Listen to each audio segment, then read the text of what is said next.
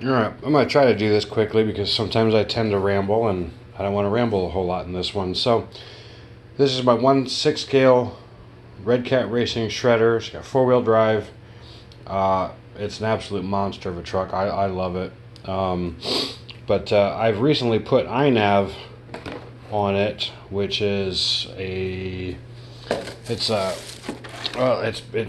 basically a flight control program or flight control firmware that I use on some of my planes over there. Just recently they've come out with a rover version of it, and so I've put it on this. The truck is I haven't done any modifications to it except for my servo arm because I broke that shortly after I got it. And here, there goes the rambling. Okay, so anyway, the point is what I've done. Well, I mean, I put a box up here. It's a heavy-duty cardboard box, and then I wrapped it in colored packing tape just to make it a little more water resistant. Lid just comes off. On the inside, there's that is a Maytech F411 wing flight controller. This is a TBS nano receiver, TBS Unify. I think that's the HV Pro VTX. Just goes through the side, comes out. There's my antenna.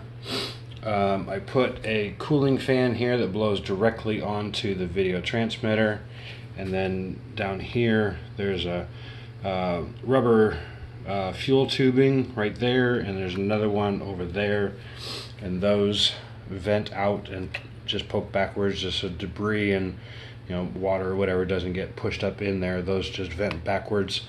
So my thought is that the air comes into the box from the fan and then exits out through those two hoses. The nano receiver antenna comes out to a post here. I just simply drilled a hole there, ran a fiberglass rod up here, and zip tied the antenna to the fiberglass rod. I put a piece of 2-inch aluminum here on the shock tower where the body gets secured. It gets secured on these two posts. There was conveniently these holes right here, so I just ran 2 little 3mm bolts through there. FPV camera. It's a Foxier Monster, I think. Real nice clarity. I like that camera. Then back here on the wing, I have my GPS module. The wire is just run underneath, and it actually comes through right here. On the right side of the truck, the GPS wires, they just come up. They're just zip tied off to the side so they don't go bouncing around. To power it, I put 2 3-cell 5000s, 3-cell 5000 milliamp batteries in here. One on this side, one on that side, and that's just connected to a parallel wire harness that goes to the flight controller in the box. Believe it or not, the 3-cell 5000s, they actually do drop right into the 2 battery boxes, and then just secure them with the Velcro straps.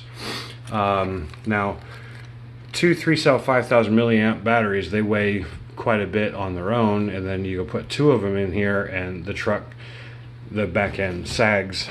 So I put 2 other springs into the rear. You can see another one inside there. There's another one on the inside, on the other side shock, and that just helps. It just helps support the truck and help it rebound a little better. But besides that, that's really all I did. The stock receiver was in this box here. I took that out. That's off to the side. I still have the on-off switch to the ESC right here, and I still use that. The way I start this up, I turn my transmitter on, make sure that I'm on the profile for the truck, and then I go ahead and plug the batteries in. That gives power to everything in the box. When my check my signal in my goggles. Make sure I got picture. Wait till I get enough satellites for my GPS. Minimum of 6. When I get that, then I can come down here and flip the switch and turn the ESC on, giving power to the drive. Then I take on my Tyrannus, because I have my Crossfire receiver on the back of my Tyrannus X9D. I put the throttle stick to the middle, and then my back switch, the back left switch, I use that as an arming switch. Then I can flip that, and then it's armed and I can drive. And it works real well. There's my daughter, she's saying hello. Hi, Dad. Hi, sweetie. So I mean, that's really all I did. My dad, really, we're working really hard on this. Yeah, I did. Well, just to let you guys know. Yeah, I worked kind of hard on it. It wasn't too bad. I helped a little bit. Yes, you did. But the receiver, I just put it up on a block of wood, just because of it just helped keep the antenna in line. And then the video transmitter, I put it on a wedge of wood right there, just so it had a bit of an angle, and the fan wasn't like blowing at a flat surface, it was blowing at an angled surface. But it's back here too. It's back there too, yes it is. And that's really all I did, and the truck drives great. I think the wheels go different. Yes, they do.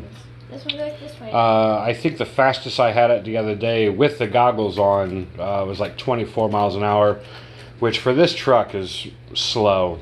But for me, having the goggles on, 24 mile an hour felt like I was hauling ass. So anyway, that's what I did. I did cut a hole in the body for the camera, cut a hole here for the FPV antenna, and drilled a hole back here for the Crossfire antenna. But that's the only thing I did for the body. Guys, so right over here, you made a hole right here. Yeah, I said that. For this little guy. For that little guy right there, yep. Yep, and for that. And for the antenna. Yep, see. Okay, we're all done. We're all done. So, if you like this video, boom. Yep. All right.